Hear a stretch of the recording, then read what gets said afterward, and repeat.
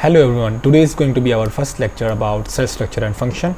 This chapter is really important. The reason is because this chapter has been consistently coming in IMAT since 2019. Like there has been no year in which there was no question from this chapter.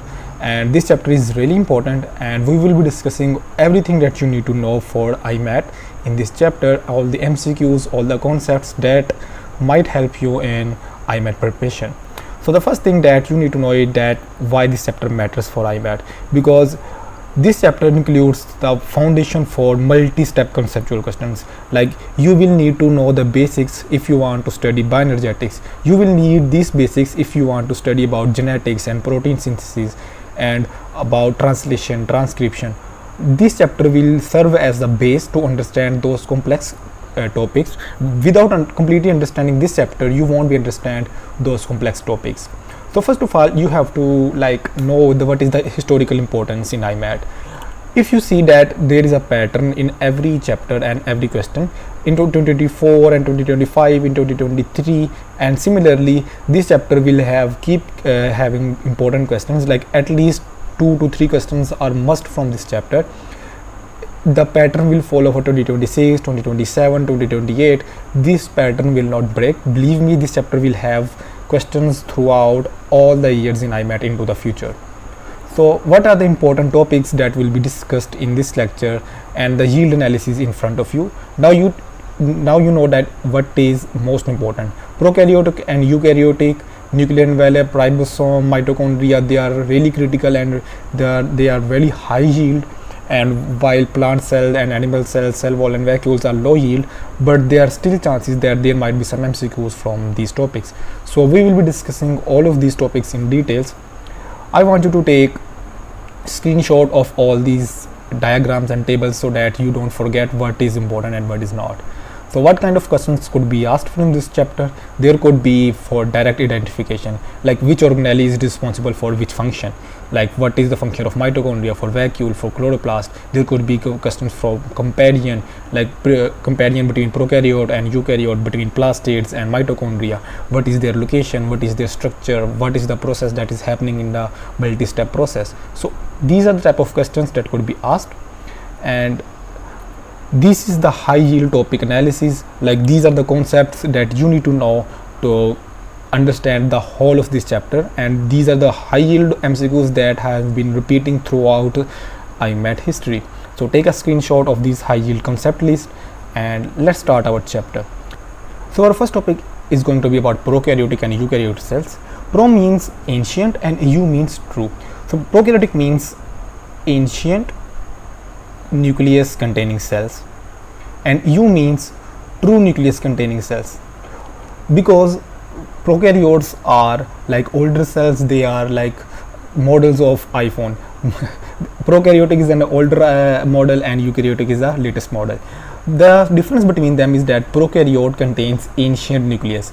The difference is that the prokaryote nucleus does not have any membrane around the DNA, while eukaryotic cells has membrane bounded nucleus. There is a proper membrane, and that's why the prokaryotic cells are ancient and slowly they converted into true nucleus when they started having a proper membrane around the nucleus. So that's why prokaryotes are called ancient nucleus containing cells and eukaryotic cells are called true nucleus containing cells. The DNA structure for prokaryotic and eukaryotic is also different, because prokaryotic contains circular DNA while eukaryotic contains linear chromosomes, and prokaryotic have no histone proteins while eukaryote have histones. The other difference is that the DNA for prokaryotic cells is in cytoplasm, while the DNA in eukaryotic cells is in the nucleus, obviously because they have a membrane bounded nucleus, while the DNA for prokaryotes is like laying around in the cytoplasm. What about membrane bounded organelles? Prokaryotic cells does not contain any membrane bounded organelles, while eukaryotic contains like all the membrane bounded organelles. For example, there is no mitochondria, there is no endoplasmic reticulum, there is no Golgi apparatus in prokaryotic cells. If we talk about ribosomes, then prokaryotic contains only 70s ribosomes. We will be discussing it in detail in future. And about eukaryotic cells, it contains both 80S ribosomes and 70S ribosomes. The 80S ribosomes are the major ribosomes that are present in endoplasmic reticulum and in cytoplasm, while the 70S ribosome is not directly present in eukaryotes, but as you know, a eukaryotic cell contains mitochondria and chloroplast, and mitochondria and chloroplast have their own ribosomes, and the ribosomes in mitochondria and chloroplast has 70S ribosomes. That means eukaryotic cells contains both 80S and 70S ribosomes. S means Swedberg unit. We will be discussing it in detail in our next lecture, so don't be afraid about what is like these kind of words. The next is about cell wall. In prokaryotic cells it is usually present, but the difference is that it contains peptidoglycan, while in eukaryotic cells it is present in plants. It is made up of cellulose, but it is absent in animal cells. The cell size is approximately 1 to 10 micrometers, while in eukaryotic cells the size is large, that is 10 to 100 micrometers. This size range can differ in different subjects or different books, like it can be different in Cambridge, it can be different in Pearson, but you need to know that this is the size range and it will be lying in between these size ranges. So IMAT won't be asking you about these kind of subjects and sizes that are like conflicting between different books. If a concept is conflicting and it is not same in all the standard books, then there is a high chance that IMAT won't be asking these kind of questions. So you need to know the cell size, but I don't think it will be coming in IMAT. The next thing is about plasmids. Plasmid is often present in prokaryotic cells, like they are small, they have extracellular DNA, while plasmids are not present in eukaryotic cells except in the organelles. So the next thing about prokaryote and eukaryotic cell is that the cytoskeleton is not present in prokaryotic cells, while in eukaryotic cells it is fully developed. It contains microtubules, microfilaments, intermediate filaments. All of these are present in eukaryotic cells.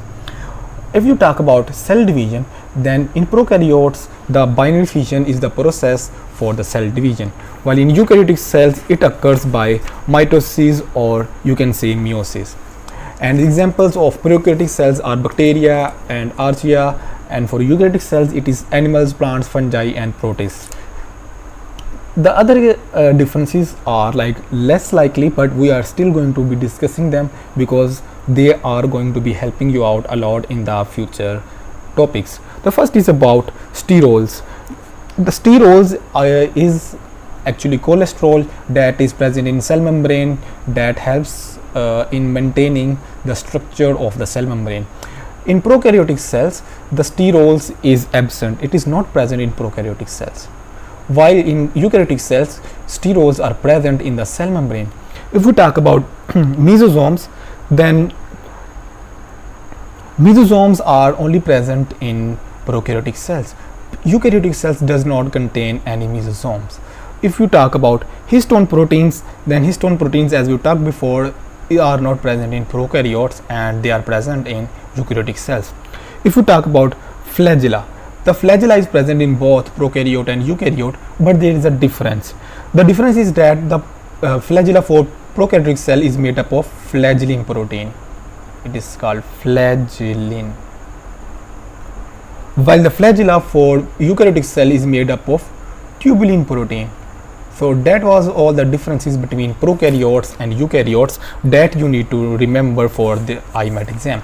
The next topic is about the nucleus. Nucleus is one of the most important topics, so we will be discussing it in a very great detail, but we will be obviously going to be as relevant as to IMAT. The first thing that you have to know is that it is the most prominent and most important part of the cell. You can also say it is like the kind of a brain of the cell. It controls everything, but it is only visible in non-dividing cells. It is not visible during mitosis or meiosis during dividing stage, because during dividing stage the nucleus disappears and the chromosomes starts come out into the cytoplasm. So nucleus is only present in non-dividing cells. If you talk about animal and plant cells, the nucleus is different. You need to know that in animal cells and plant cells there is a big difference for their nucleus, for animals and for plants. In animal cells the nucleus is present in the central position, while for plants it is present in the periphery. You can say it is not in the central position, but it gets sidetracked. Why is that it in the peripheral region? The reason is because of vacuole. Plants contains a really large vacuole, while animals contains really small number of vacuoles, but plants contains only one single large vacuole. So that's the difference between animals and plants nucleus. There is also thing that you need to remember is that the central nucleus is for all animal cells. There is an exception. The exception is about muscle cells. Like muscle cells, or you can say adipose cells, does not follow this rule. Like muscles and adipose cells does not always contains a central nucleus. So muscles and adipose cells are an exception to this rule. The first thing that you need to study about nucleus is the nuclear envelope. There is a difference between envelope and double membranous membrane, because not all the double membranes are called envelope. Only nuclear double membrane is called nuclear envelope. You won't be saying the double membrane for mitochondria the envelope, because mitochondria the membrane is different from the nuclear envelope. We will be discussing while we are studying about mitochondria, but you need to know that the double membrane in nucleus is called envelope. You won't be calling all other double membranes to be nuclear envelope. You only say the double membrane of nucleus the envelope. There are two membranes in nuclear envelope. The first is inner and the other is outer. And they are continuous with the rough endoplasmic reticulum. The outer membrane has ribosomes and the inner membrane is connected within the cells. There are other things that you need to know about nucleus, and that is about like the cell, the shape of the nuclei. The shape of the nucleus can be irregular or like spherical. It depends. It could be irregular or spherical. So you don't need to be worried about these kind of things. Like there might be some diagrams in which nucleus is not a pure spherical shape, and in the exam if they show you any kind of this kind of diagram, then you don't need to get really worried or confused, because the shape of nuclear envelope is different. It can be irregular, it can be spherical. So you have to keep this in mind, that the nuclear envelope shapes can be irregular. There was another thing that you can add is that the nucleus can be mononucleated, it can be binucleated, and it can be multinucleated. For example, there could be an anucleated too. For mature RBCs, red blood cells, there is no nucleus. Like they don't have any nucleus. But for young red blood cells, young RBCs, they contain nuclei. The difference is because when they are young, they need nucleus to do all the processes that is happening in the red blood cells, because they need to make hemoglobin, they need to make different kind of processes. So a young red blood cells need a nucleus, while a mature red blood cells does not need a nucleus. That's why mature RBCs are the only cells in your body that does not contain any kind of nucleus. So they are anucleated. So the next thing that you need to know about was we were discussing about nuclear envelope. So nuclear envelope is containing two parallel membranes, and the space is called between them perinuclear space. Like there is a space between both of these envelopes, and the space is called perinuclear space. This arrangement of membrane is called nuclear envelope. The outer layer is continuous with endoplasmic reticulum, and the inner one actually encloses the whole nuclear content. They have the same structure as fluid mosaic model. Like if you compare plasma membrane with nuclear envelope, they are practically same. There is no difference between them, and they are actually really alike to each other. So the next thing that you need to know is about nuclear pores. So what are nuclear pores? Nuclear pores results actually from the fusion of outer and inner membrane. Like if you have an outer pore like this, and if you have an inner pore like this, they both extend and connect with each other like this. This is outer and this is inner, and they connect with each other and they forms nuclear pores. So outer membrane and inner membrane connect with each other and they forms nuclear pores. So they are like composed of specialized proteins. The proteins are called nucleoporine proteins. Like nucleoporine proteins are really important, and they help into the transportation of all the material that comes into the nucleus and goes out of the nucleus. So they act as like a gateway for exchange of material. The exchange includes RNA, ribosomal proteins moving from nucleus to the cytoplasms, and proteins such as DNA polymerase, carbohydrates and lipids moving into the nucleus. So although the solid molecules simply diffuse through the pores, larger molecules may be recognized by a specific signal cells, like they can be diffused with the help of nucleoporins, and they can go in or out of the cell using these nuclear pores. So the nuclear pores numbers may vary. Like egg, for example, has 3000 pores. If you let me, egg could have like 30,000 nuclear pores, right? And like if we talk about erythrocytes,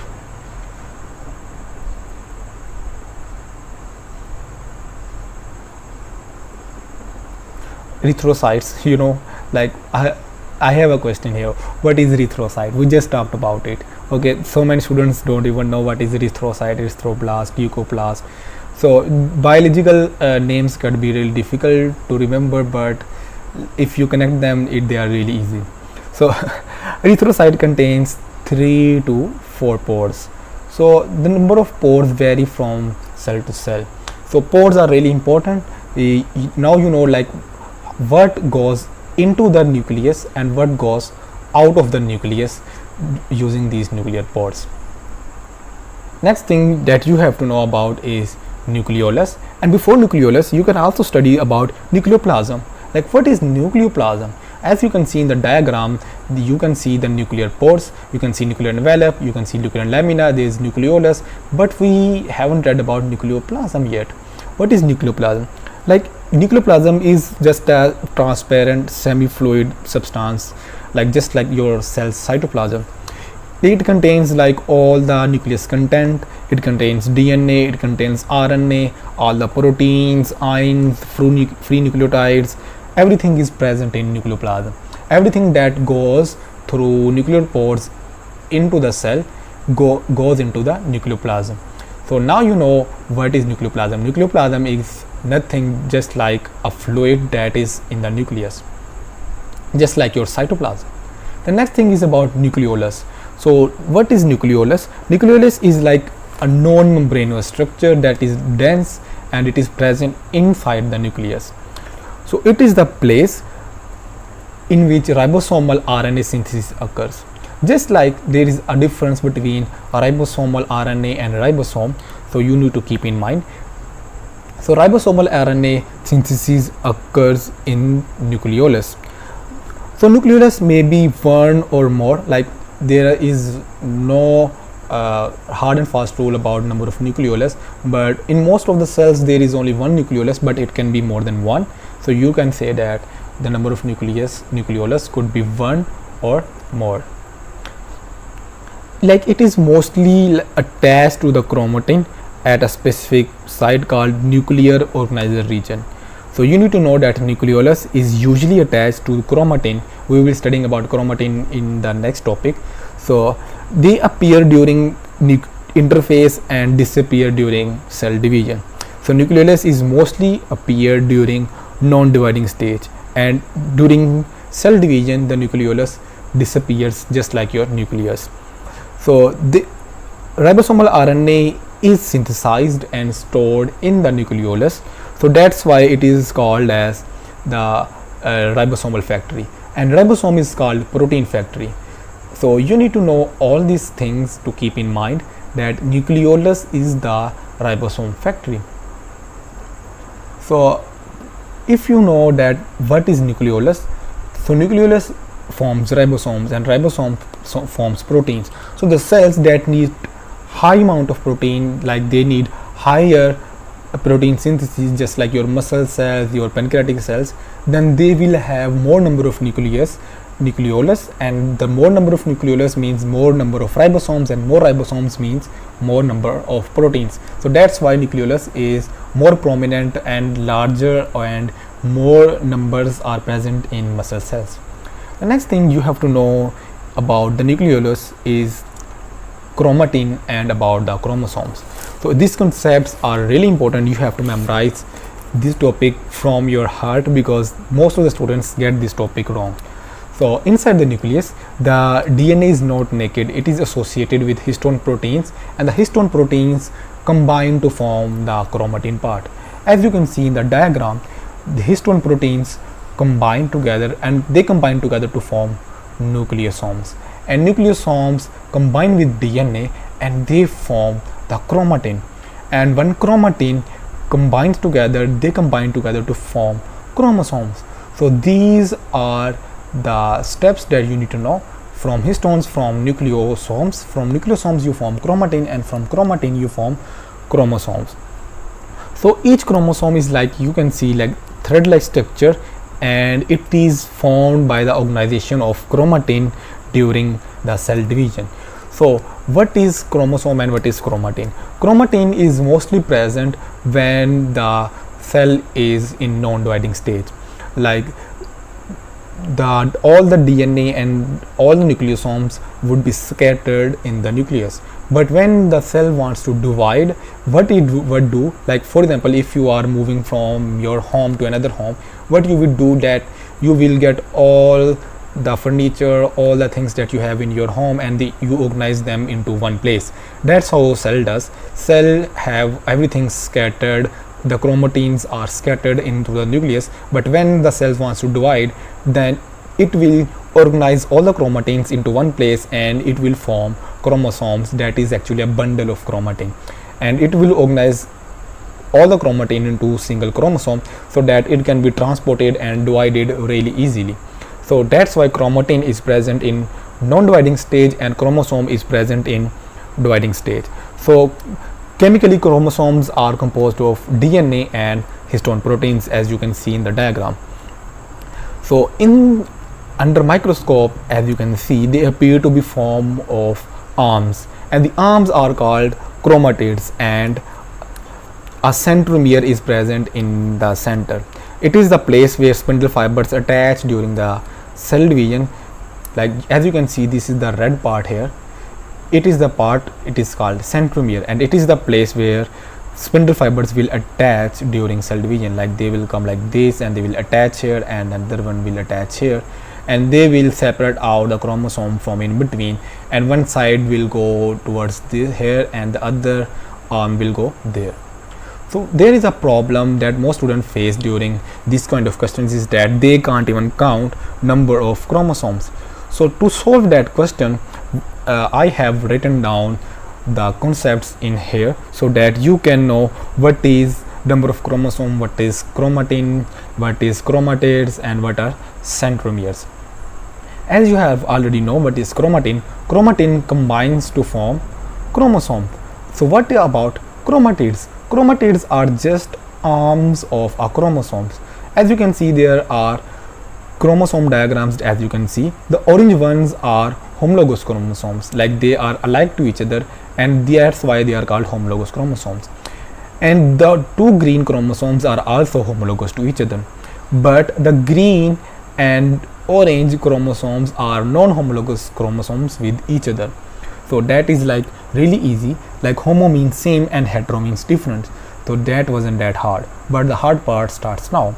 So the thing is that what are chromatids? So chromatids are like arms of chromosomes. If I make a chromosome structure here, like this is a chromosome, and what it does is that this is the centromere, and when a chromosome's arm makes its copy like this,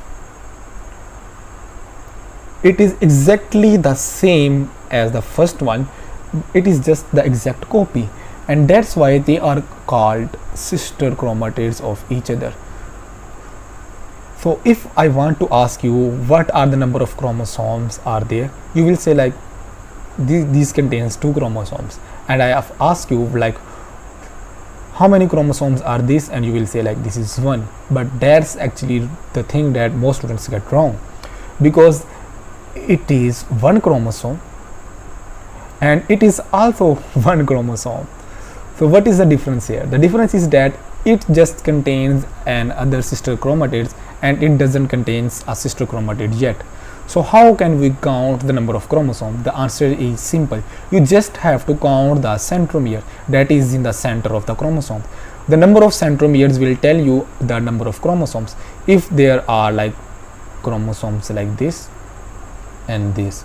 Now if I ask you how many chromosomes, as you can see in the screen, you will say like 1, 2, 3 and 4, because you can see 4 centromeres.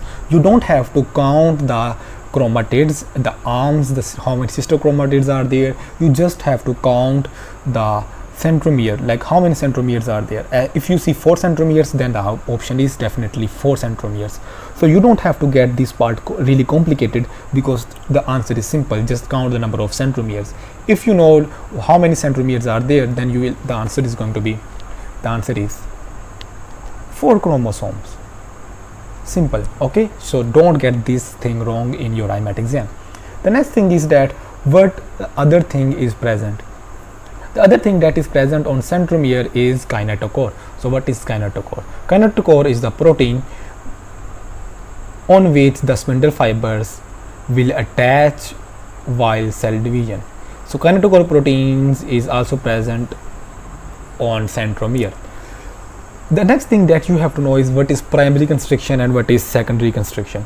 So primary constriction is the place called centromere. As you can see, the chromosome is constricted in from the between, like as you can see from the centromere the chromosome is a bit constricted, so that's why it is called primary constriction. And there is also a place that is called secondary constriction. Let me make the diagram again. If you can see, this is first chromosome and this is another arm, and that is here. There is a light constriction on the arms of chromosomes, and that is called secondary constriction. Second constriction, I will not write down all of it. So the constriction that is present on a sister chromatid is called secondary constriction, and the constriction, as you can see here, this is the primary constriction. So there are 2 types of constriction in a chromosome. There is primary constriction and there is a secondary constriction. So you have to keep in mind what is primary and what is secondary. There are other type of chromosomes that you have to keep in mind. The first is metacentric, second is subcentric, acrocentric and telocentric. If the centromere is present, or you can say the primary constriction is present in the central region, then it is called metacentric, like this. This is a metacentric. If the primary constriction is a bit, not between, but it is a little bit above or little bit low, then it is called submetacentric. And if the primary constriction is really close to the end, then it is called acrocentric. And if the constriction is like on the top of the end, like it seems like a half chromosome, then it is telocentric. So now you know the difference between metacentric, submetacentric, acrocentric and telocentric. The one thing that I have left in this topic is about number of chromosome in different species.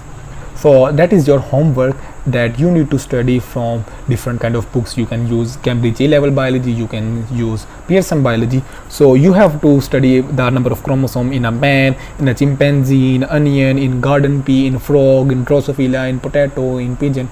Like you have to know what is the number of chromosomes in all of these. Like let me give you like a few examples if you want to, like let's write some examples down. You can write down as for like frog. Frog contains 26 chromosomes. Humans contain 46 chromosomes. Garden pea contains 14 chromosomes. Drosophila contains 8. A potato contains 48. Onion contains 16 chromosomes. So that is your homework. You have to do that on your own, because I'm not be giving you everything, because you have to do the some work too, because you don't have to rely everything on my notes, because I am providing you all the content that you need in my notes for IMAT, but you still have to study books. You still have to use some primary books, because I don't want you to rely solely on my notes. I am telling you my notes are complete. I'm not leaving any concept in these notes, but you still need a primary book, because reading is essential.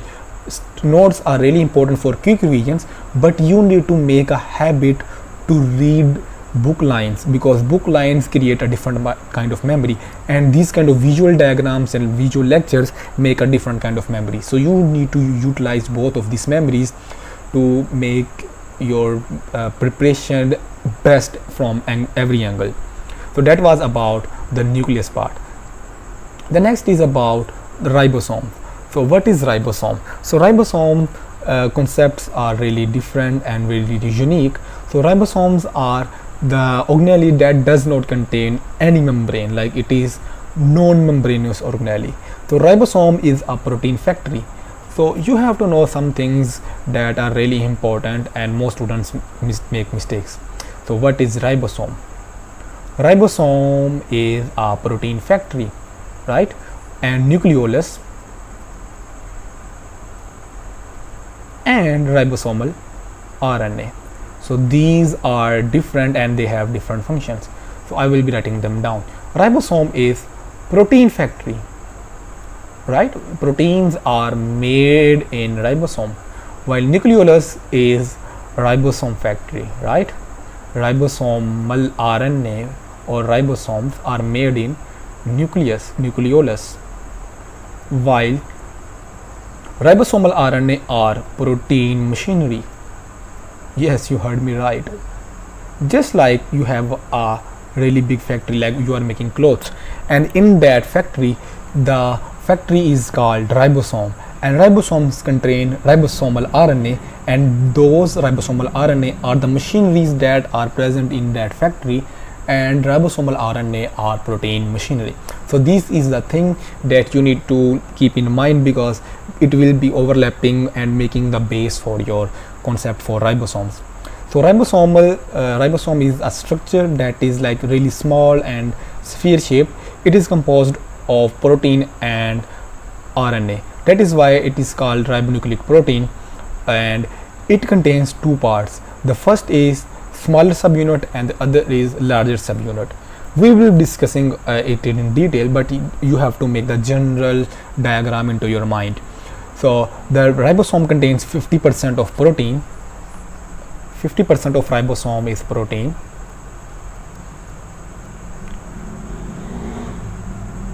and 50% of ribosome is RNA. That is true for most of the eukaryotic cells. It does not follow everywhere. It is just a general concept that 50% of ribosome is protein and 50% is RNA. That is true for eukaryote, but it can vary for other kind of cells. There are exceptional cases, but you need to know that this is true for eukaryotes. If you talk about the prokaryotic and eukaryotic ribosome, there is a difference. As we just discussed in the prokaryotic and eukaryotic table, the difference is that prokaryotic ribosome contains 70s sedimentation rate, like 70s. S is Swedberg unit. So what is Swedberg unit? It is a unit that is used to measure out ribosome, and eukaryotic is 80s, 80 Swedberg. And if you talk about the subunits that combine together to form a prokaryote, that is 50s. So 50s and 30s ribosome units combine together to form 70s ribosome, while 60s and 40s subunits combine to form 80s ribosomes. So that means small subunit is 30s, large subunit is 50s, and they combine together and they form 70s ribosome. So point is confusing because one is 50s and the other is 30s. Why it does not forms 80s? The reason is that because the small unit and large subunit overlap with each other. Let me draw the diagram here for you. If it is a smaller subunit like this, and if you attach a larger subunit, the larger subunit will cover out some of the part of the smaller subunit. So that's why both of these combine together to form 70s, because some part will be overlapped by both of these. So 10 Swedberg is overlapped between larger and smaller subunit. So that's why total 80, the total answer is not 80s but is 70s. Same is for eukaryote, 40s and 60s combine together to form 80s, not 100s. As we discussed before, eukaryote also contains 80s and 70 Swedberg ribosome. The 70 Swedberg ribosome is present in mitochondria and chloroplast. So that's why 70s ribosome is present in eukaryotes and prokaryotes both.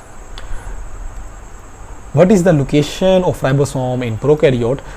They are present in cytoplasm, while eukaryote contains ribosomes in cytoplasm or on the rough endoplasmic reticulum that we will be discussing in our future lectures. And eukaryotic or mitochondria or chloroplast also contains ribosomes. Inside mitochondria and chloroplast there is 70s ribosome, just like prokaryotic ribosomes. And if you talk about sensitivity, then prokaryotic ribosomes are really sensitive, but eukaryotic ribosomes are not really sensitive. That's the difference between prokaryotic and eukaryotic ribosomes that you need to know for your IMAT exam. The next thing is about the function of ribosome. As we talked about before, that ribosome is used to make protein. That's why ribosome is also called as the protein factory. And ribosomes is really important because it also forms different kind of structures like polysomes, and it forms protein structures, polypeptide chains. We will be discussing all of it in detail here. So the first thing that you need to know is like how does ribosome perform this function.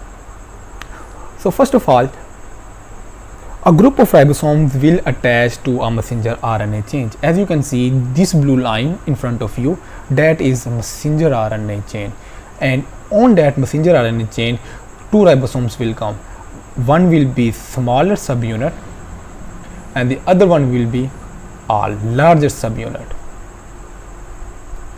So you need to know that these two ribosomes will come and connect to the messenger RNA chain. When they connect with the messenger RNA chain, they will form a structure that is called as polysome. So polysome is actually combination of messenger RNA and ribosomes. So you can say this is a polysome structure. So polysome is nothing but combination of ribosomes and messenger RNA. It can also be called as polyribosome if you want to. It's practically the same name.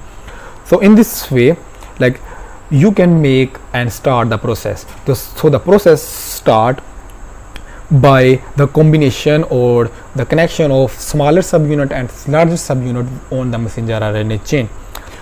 So the attachment is controlled by magnesium ions. Attachment is controlled by which ion? Magnesium plus 2 ion. This is a really important thing that you have to know, that this attachment is controlled by magnesium plus 2 ion. And what kind of bond is found between ribosome and messenger RNA? The bond found between these is actually a salt bond. The bond that is formed is salt bond. The salt bond is actually formed between phosphate group of ribosomal RNA and amino group of amino acid. There are different kind of attachments that has been occurring here. So you have to know that the attachment between ribosome and messenger RNA is polysome. Let me write down all of these attachments for you. So ribosome plus messenger RNA, they will form polysome. right? And the next thing is that first thing that will attach is smaller subunit, like the smaller subunit will attach first, then the larger subunit will attach. So small unit will attach with messenger RNA.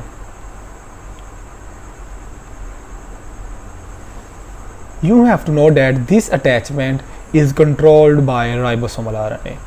Yes, you heard it right. It seems weird, but ribosomal RNA is the one that helps small subunit to attach with the messenger RNA chain. And the next thing is that larger subunit will attach. And as we just discussed now, that small unit plus large unit, both of these are connected by which ions? That is magnesium ions. Magnesium ion helps the smaller subunit and larger subunit to connect with each other and form salt bond. So the salt bond is formed between ribosomal RNA and amino acid, or you can say amino group. The other thing that you need to know is that how do these formation forms. As you can see, the end here is 5 end and the other end is 3 end. So the process starts from 5' end to 3' end. That is really important. You have to know that the process starts from 5' end. When the ribosomes are attached, we just discussed all the things that you need to know, like how small and large subunits attach, how ribosomes attach, and how small units attach. So the first thing that attach is small subunit and then large subunit, and what they start doing is that they start forming protein molecules. As you can see, these are the polypeptide chains that will start moving out of the ribosomes, and as the ribosome is moving from 5' end to 3' end, the polypeptide chains is becoming longer and coming out, and the chain is becoming long and longer. So that's how protein is formed by the ribosome. This was the whole process. This process is also called as translation. The process of translation is formation of protein. Like you just used ribosomal RNA and messenger RNA. The messenger RNA came with a message about how to make a protein, and the message was translated into protein. That's why this process is called translation. So translation is the process of protein synthesis, and it occurs in a ribosome. So this was the whole process that occurs in ribosome, and we just discussed everything that there it is to be questioned about ribosome. So the ribosome topic is completed. So the next topic is about centrioles. So centrioles are like barrel shaped microtubules. They are like really long, just like pipes. So there are 9 triplets of centrioles in the cell. Their main function is for organizing microtubules and helping forming mitotic spindle during cell division and acting basal bodies for cilia and flagella. So there are only 2 functions, like they will form spindles during mitotic processes like cell division and meiosis, and they also act as basal bodies. The basal bodies are the raw material that is used to make cilia and flagella. So centrioles are used to make cilia and flagella in eukaryotes and prokaryotes. So the most of the MCQs that are asked from this topic is the number of centrioles. So you have to know what is the number of centrioles in the cell. So the first thing is about the triplets. There are 9 triplets of centrioles in a cell. The 9 triplets contains one triplet contains 3 centrioles. That means 9 triplets contains 97 microtubules, because 9 multiplied by 3 equals 27. Like this. So 9 triplet means 27 microtubules. So in a normal cell there is a pair of centrioles. Like in a non-dividing stage there is a pair of centrioles. So if they ask you about how many centrioles are present in a non-dividing cell, then the answer would be 18 triplets, or you can say 54 microtubules. And if they talk about dividing stage, then the centrioles will have 2 pairs, then the answer would be 36 triplets, and the answer would be 108 microtubules. So 2 centrioles are in non-dividing stage, and there would be 36 triplets in a dividing stage.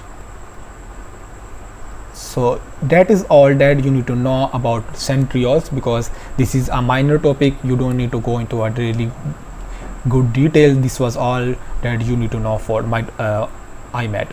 The next thing is about cytoskeleton. The cytoskeleton contains 3 different types. The first is actin filament, the other is intermediate filament, and the third is microtubules. So the actin is actually present in your muscles, so that's why it is really important. We will be discussing actin in really good detail in our cells, muscle and contraction chapter. The next is about intermediate filaments. Intermediate filaments are made up of keratins, and they line up end to end to form like really long strands, and they form together to give the shell shape, and they are used for mechanical strength. And the next is about microtubules. We just talked about microtubules here. As you can see, microtubules are used to make centrioles, and they are also really important in cellular organization. They are also really important in specialized structures. So you can see that microtubules could be alpha or beta, but we won't be going in the detail because these are minor topics. You don't need to go into really detail in these topics, so we will be discussing the base level concepts. So actin filament is made up of actin protein, while the intermediate filaments is made up of various type of proteins. It could be keratin or it could be lamin. The mainly is keratin protein. And microtubules are made up of tubulin proteins. It could be alpha tubulin or it could be beta tubulin. If you talk about the diameter, as I discussed before, the sizes could vary in different books, but you need to be really careful about these sizes because they could be asked in IMAT, but there is a really low chances that they will ask about the things that is not common in all of the books. But actin, intermediate and microtubules have the same sizes in all of the books. The actin filament diameter has 7 nanometers. For intermediate filaments it is 10 nanometer, or in some books it is 8 to 10 nanometers, while for microtubules it is 25 nanometers. The structure for actin filament is like a twist chain of pearls. As you can see, the chain of a pearls is also just like an actin filament. For intermediate filaments it is like a really long fiber, just like a rope, and for microtubules it is a hollow tube and it contains alpha and beta tubulin. We just discussed about the functions. Actin filaments are used in muscles. For intermediate filaments it is used in cell shape, mechanical strength, in different structures, and microtubules are present in cellular organization, for transport, for structures like centrioles. So that's why cytoskeleton is really important. So these are the 3 types that you need to know. The next thing is the last topic for today's lecture, that is about cellular organelles. We just studied the organelles that are the most basic ones. We studied about ribosomes, we studied about centrioles, right? We also studied about cytoskeleton. So why these organelles first, not other organelles? The reason was we just discussed the organelles that does not contain any membranes. Like ribosome does not contain any membrane, centriole also contains no membrane, cytoskeleton also does not contain any membrane. That's why they are called non-membranous organelles. If you want to add another example, that could be Nucleolus. Nucleolus is not an organelle, but you can say that it is non-membranous. If we talk about single-membranous organelles, that would be our second lecture. It contains endoplasmic reticulum. It is a single membranous structure. You have Golgi apparatus. Golgi apparatus is also a single membranous organelle. We have lysosomes, it is also a single membranous. Then you will have glyoxysomes, you have peroxisome. All of these are single membranous organelles, and there does not contain an extra membrane. You can also add vacuole here. Vacuole is also a single membranous organelle, and you have to know that these single membranous organelle are a part of endomembranous system. We will be discussing what is endomembranous system in our next lecture.